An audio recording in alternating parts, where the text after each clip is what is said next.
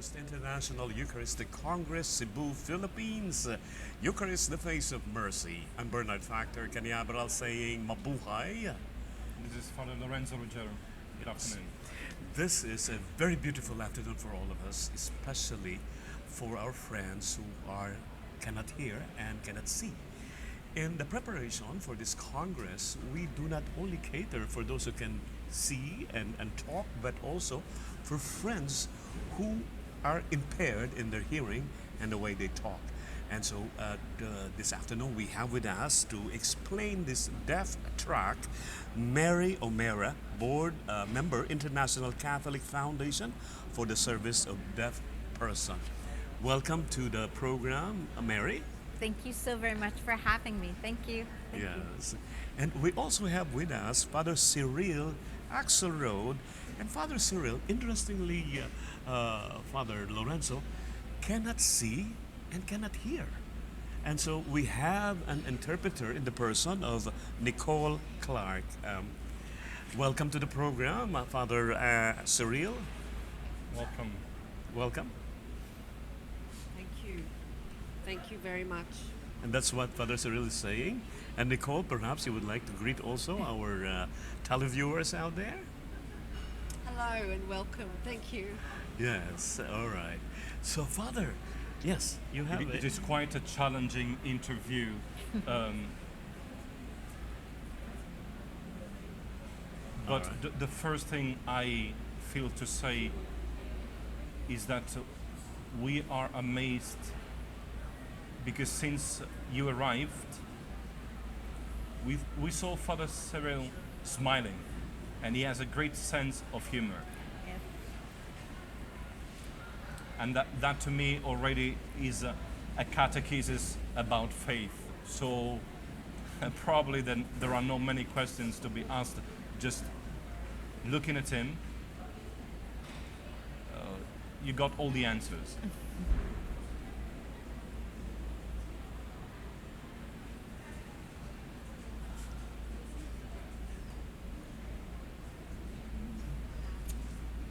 Thank you so much. I'm so pleased to be here, and I would be happy to tell you a little bit about myself.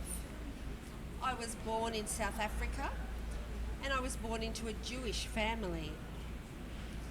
As a young deaf boy, I could see, so my vision was fine, and I went off to a Catholic school because that was the only school for the deaf. When I finished school, I worked as an accountant for some years. And it was at that time I decided to study Catholicism and become a Catholic. I became a priest, and then I went off to Gallaudet University, the University for the Deaf in America, where I studied for a while. It was about 2.5 years I spent time in America. I studied theology at the seminary for 4 years, and I was ordained as a priest 7 years after that. I worked in South Africa during the time of apartheid, where white people and coloured people were never allowed to mix. I would say Mass for the deaf community in 4 different sign languages, because there are many languages in South Africa. As there are many spoken languages, there are many signed languages. So I used English and tribal languages to communicate with the deaf people.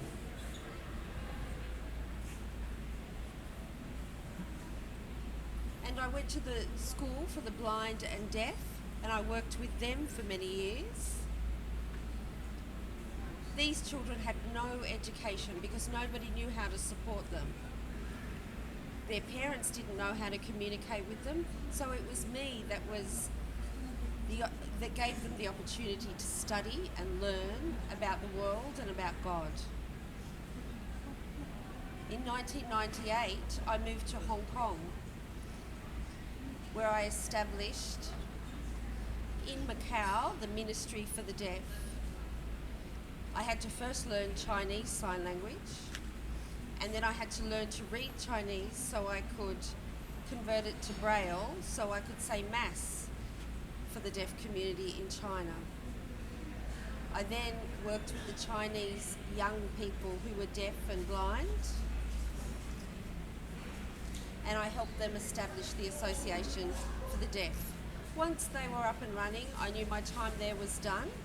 I left it to them to continue, and the ministry and the work has continued and grown. When I was in America, I moved to many different states of America, preaching and travelling. It was there I took a fall. At that time I was sighted, and I tripped, and I actually tripped on nothing. I was concerned with this, so I went to the doctors, and I was diagnosed with Usher's syndrome, which is a syndrome that causes deaf people to lose their vision. This obviously caused me much distress at the thought of becoming blind. So I took some time to learn what God might have planned for me now as a blind man. I returned to Asia and travelled around there for quite a few years. And before I became completely blind, I went to the UK and received some study and training so I could cope with my blindness when it came. My blindness has never stopped me from doing what God has called me to do. I have travelled Africa, Asia, America, and to most parts of the world, and I am called to be witness to whoever needs.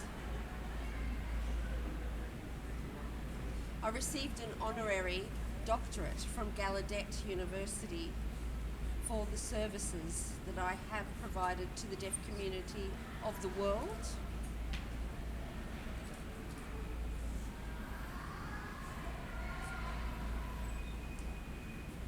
And about 8 years ago, after the work that I had done for the deaf blind in Hong Kong, I received another great honour from them, which is similar to the Queen's honour that you receive in the UK. So I received another national honour from the people of Hong Kong. I am so pleased to be here in Cebu with all of you. This has been a wonderful Congress. It's been amazing to see the way the deaf community have been involved in this beautiful Congress. So many people who can hear have welcomed the deaf community. And I think we bring awareness to the ability for the church to be open to everyone, that everyone has a great faith and we should share it with each other. And this is the way we bring hope and glory to the church and the world. It is a wonderful thing to see so many deaf people here at the Eucharistic Congress celebrating and praising with the world. And that the church can see that deaf people and people with a disability have much to contribute, and we are a valuable part of God's plan for the world. I'm so pleased that the people of Cebu have opened their hearts not only to us, but to the world, and shown such great example of Jesus' love to everyone.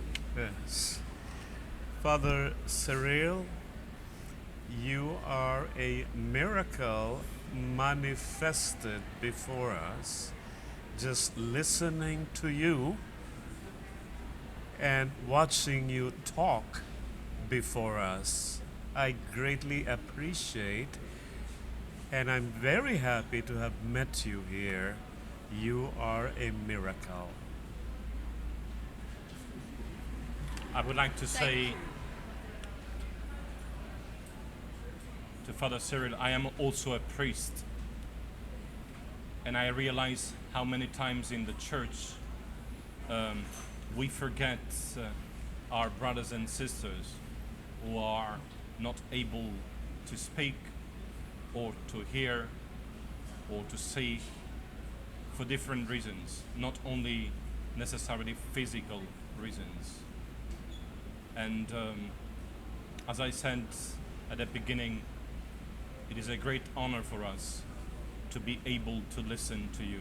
Actually, during interviews, we throw a lot of questions, but today we had one and then you had the floor, and it's wonderful that for a while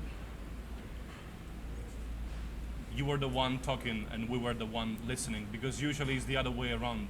You are not heard, you are not seen, so we are very pleased by your presence. Thank you, thank you. You know, sometimes, Father, I get in that instant, in that moment, he is talking to us. There's a lump on my throat. Don't tell me. Don't tell me. And yeah, I'm so emotionally taken by what's happening in front of us right now. But Mary, you've been into this deaf track and Yes. into signs as well. Yes. Helping so many people, the likes of Father Cyril. Yes. How did you find yourself doing this? I've been really very blessed to be involved with the International Catholic Foundation for the Service of Deaf Persons. And ICF is a foundation that supports deaf people from around the world, both those who are deaf and those who are pastoral workers with deaf persons. And this foundation thought it would be a good idea. We proposed to have a deaf track of workshops at the Dublin Eucharistic Congress. It was accepted, and we began there in Dublin.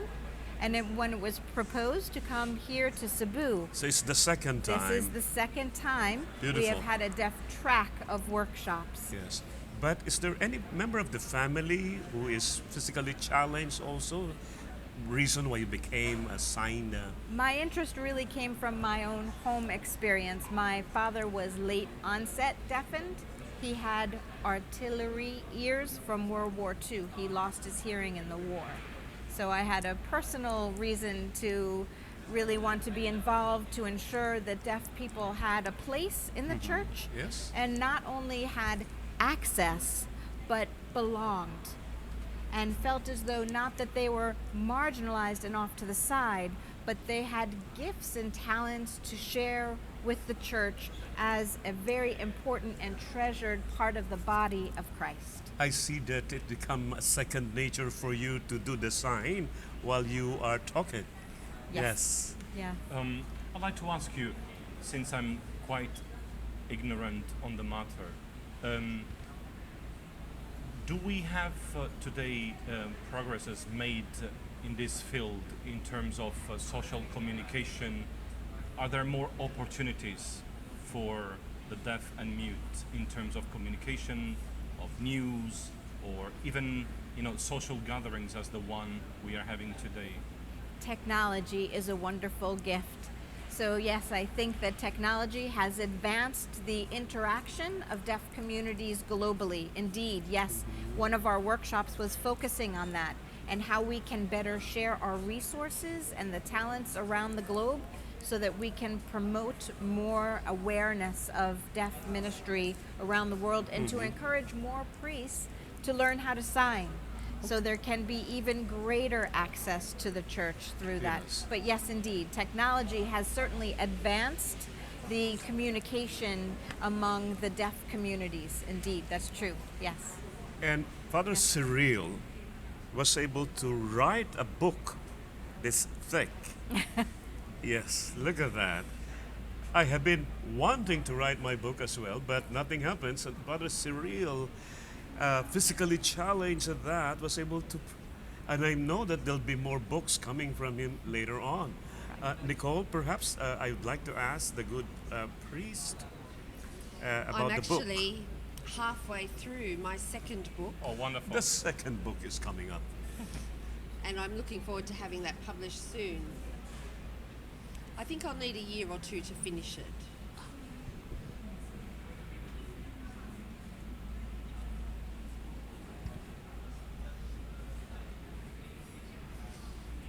This book that you're holding here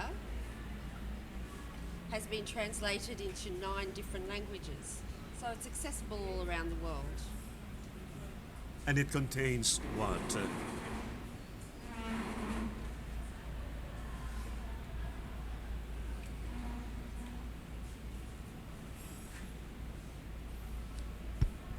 Oh. The book is a story. Really, it's a story of my life. My parents obviously had quite a shock when they had gave birth to a deaf son. And so it's a story of forgiveness, it's a story of love, it's a story of how I grew to be. So I grew up as a young Jewish boy and ended up a Catholic priest. I thought that was book-worthy of a story to share with people.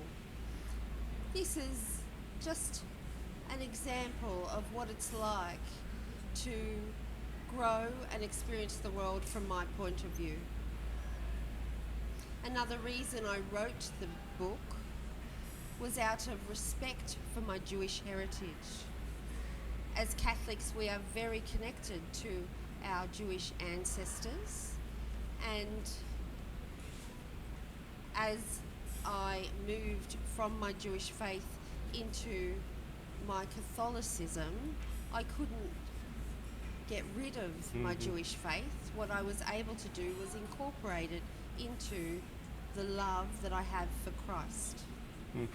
Yes. It's also a story about how a deaf man became blind and saw God. I need to ask this question to Father.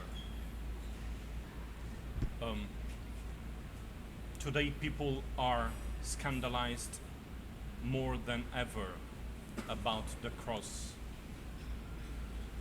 Any sort of cross or suffering.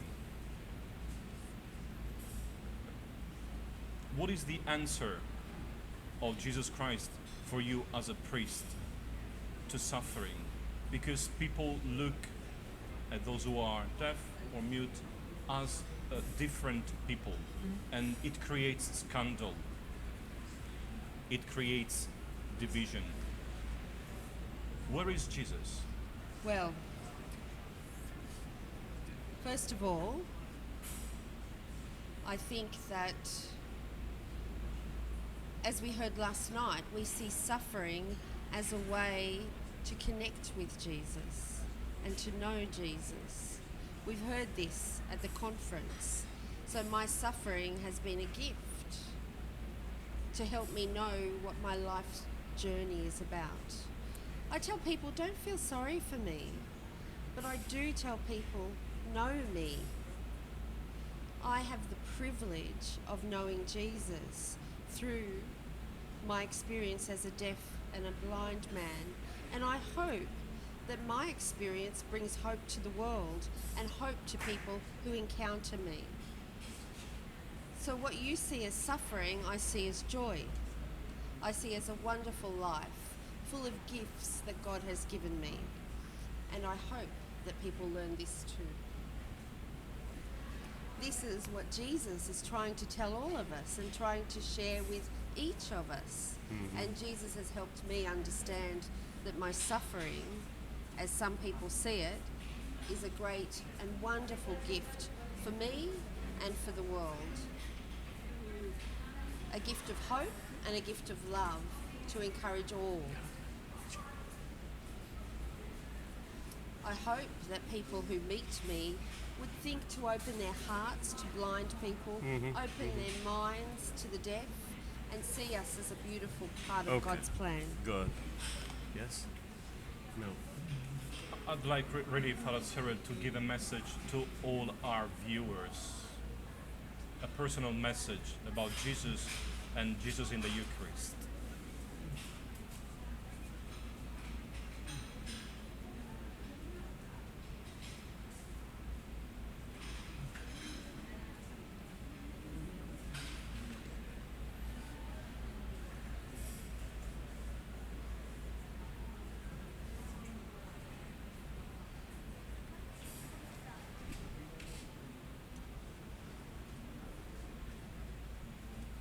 I suppose my message for the world through the Holy Eucharist, Jesus is with us. We can feel and touch Jesus every day. And Jesus comes to us in such a personal way that we can only have a personal relationship with him. And this great gift of life that Jesus gives us through the Eucharist is a physical thing, and that we can touch and feel and experience. It's not a mystical thing that's far away from us, but it's close to our hearts. Thank you very much. You know, just to show those watching that we have this track separated from the rest of the people in the pavilion. You have a separate room that you have all the physically challenged, those who cannot see and hear, right? That's correct. So thank you very much, Mary, for coming to the program. Thank you very much, Nicole. Just one last question for you, Nicole. So while you're listening and watching, you make the signs for Father Cyril. You do that? Yes. Yes, I So do. you have I to do. be always with Father Cyril. Father Cyril has the support of a couple of people. All right. So I've travelled here with another interpreter. All right. And he also has a support person just to help him Yes. with his personal time. But I feel, as an interpreter, I feel quite honoured to be able to work with Father Cyril and work with the ICF. For how which is- long now? Well, I have been involved with the ICF for about 9 years now. 9 years. And what I've found, my ministry is in Australia, and it's quite isolated. So the Yes. ICF gives us an opportunity to link to the world and the deaf people from all over Thank you the very world. much. And where do we Thank you. find the book in Father case? Cyril, I'll ask Father Yes, yeah. Cyril that. To be able to buy the book. Is this on the net or in the internet? Yes. So while they're doing that, ladies and gentlemen, after the program, we will have to turn you over to the Mass in a little while. And we will proceed immediately to the celebration of the Holy Eucharist. Father, right? Yes, it will be a general And Father, Eucharist. you will be missing it tomorrow because you will be leaving very soon, right? I'll be going back to my parish in Manila, in St. Alphonsus de Liguori parish in Magallanes. I greet everyone, and Yes. they've been afraid I wouldn't go home. So We sure will. I'm coming back. We will see you there, all right? And of course, It's been a tomorrow pleasure. we will be back, okay? At 10 o'clock tomorrow, Philippine time, for our final episode. And where do we get the book, Nicole? Talkwithsign.com, Talkwithsign.com. available there. Yes. Wonderful. But Father Cyril's saying that I have some with me here, so the people at the Congress are able to purchase them here. All right. Yeah. So you have copies Yes. here at the Congress. Thank you very much. And may God bless you always, Mary and Nicole, for this wonderful job or wonderful vocation you are doing. And Father Cyril, thank you. Thank you so much. Mabuhay. Thank you so And much so, for having us. ladies and gentlemen, we turn you over to the Mass. Father Lorenzo, thank you very much. Thank you, Bernard. It's been a pleasure. Yes. And once again, this is Brother Bernard Factor Caniabral, living in this word, Mabuhay.